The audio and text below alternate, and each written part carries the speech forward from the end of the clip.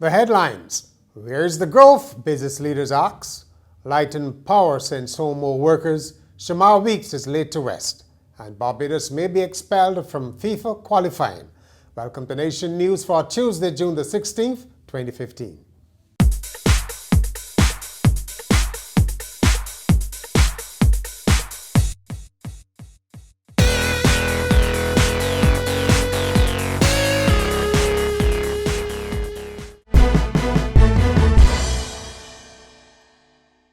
Business leaders say Monday's budget did not pay enough attention to cutting costs and growing the economy.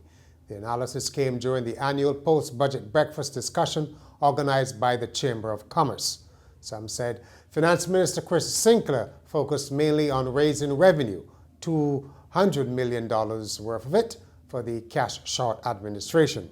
Chamber President Tracy Shuffler said she hoped the focus on raising revenue meant the government will be borrowing less. She called for more measures to stimulate private sector activity. UWI economics lecturer Winston Moore said the minister did not indicate that the administration would cut spending. Barbados Hotel and Tourism Association President Sunil Chatrani said he was concerned about the increase in land tax, saying this would impact hotels quite significantly. Your cell phone call will cost a little bit more. In Monday's budget, Chris Sinclair announced that 3 cents will be added for every minute you talk on line or digital phones.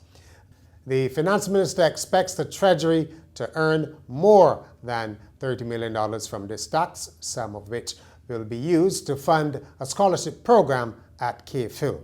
Government will also be introducing a 10% tax on sweetened beverages, including soft drinks, sports drinks, and fruit juices, all in an effort to promote healthier lifestyles. Personal income tax will be reduced from 17.5% to 16% at the lower end and from 35% to 33.5% at the higher levels. 19 more employees from Light and Power have been sent home in the latest stage of the company's cost cutting. Supervisory and engineering staff are among those severed, adding to the 70 or so who had already been dismissed.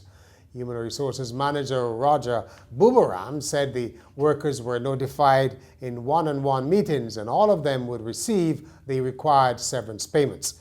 The move comes a day after talks between the Barbados Workers Union and the power company failed to settle their differences. More than a month after his death at his St. Lucie home shocked the nation, Shemar Weekes has been laid to rest. School children are among those who turned out at St. Patrick's Anglican Church to pay their last respects to the 12-year-old who was found hanging on May the 14th. Tributes were paid in song by students from his 2 former schools, Courage and Parry and Golden Waters Primary. The Reverend Angela Phillips told the congregation that each Barbadian has a responsibility to help the nation's children. Soon after the start of the service, members of the media were escorted from the church by police who advised them to remain on the outside.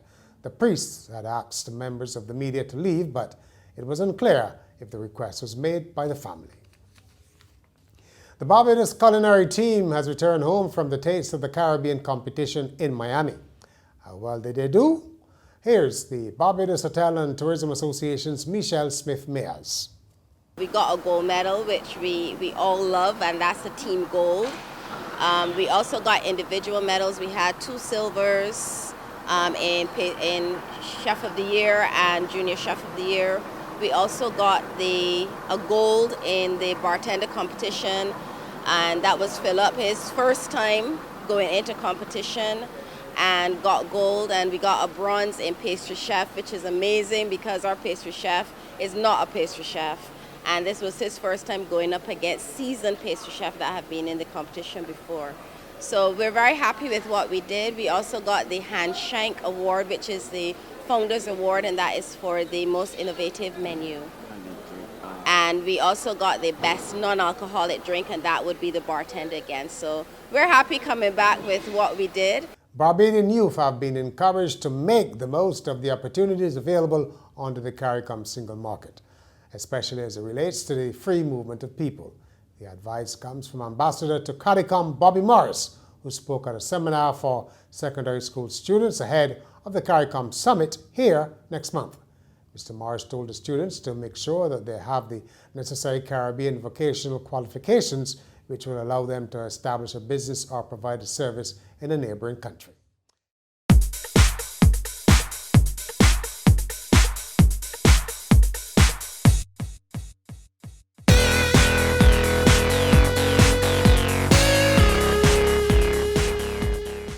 Up next is the weekly commentary with Hayden Gill, this week on the new sweet drink tax. The tax on sweet drinks generated quite a bit of debate yesterday when it was announced by Minister of Finance Chris Sinclair. While Barbadians are wary of more taxes, this move might well prove to be a blessing in disguise. Barbados has been battling with high and increasing numbers of chronic non-communicable diseases. The numbers affected by diabetes are on the increase.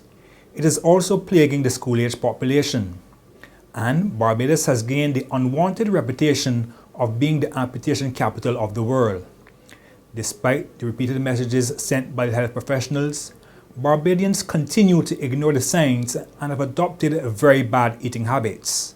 Very few make the time for exercise to combat an already unhealthy lifestyle. The health and social services are reeling from the impact.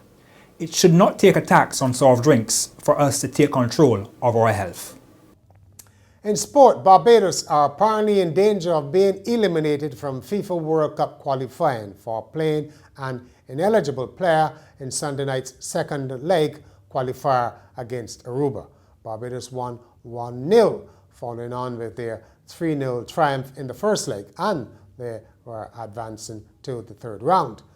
But all that now may come to naught as investigations reveal that midfielder Hayden Holligan, who scored the lone goal, should have been debarred from playing by virtue of picking up 2 consecutive yellow cards. It is understood that the Barbados Football Association's Secretariat was officially informed about Holligan's ineligibility, but the information wasn't relayed to the team's technical staff. And finally, a homeless man in South Florida has been reunited with an inheritance of nearly $10,000 in cash stuffed into 2 envelopes, which he'd accidentally left on a bus bench. A sheriff's deputy and a good Samaritan found the cash, and authorities were able to track the man down and return the money days later. It was reported that a deceased relative had left the man nearly $12,000. And that's Nation News for Tuesday. For more, log on to nationnews.com as well as YouTube, Facebook and Twitter. And remember to pick up your Midweek Nation with all the latest on the budget on Wednesday, or subscribe to our e-paper.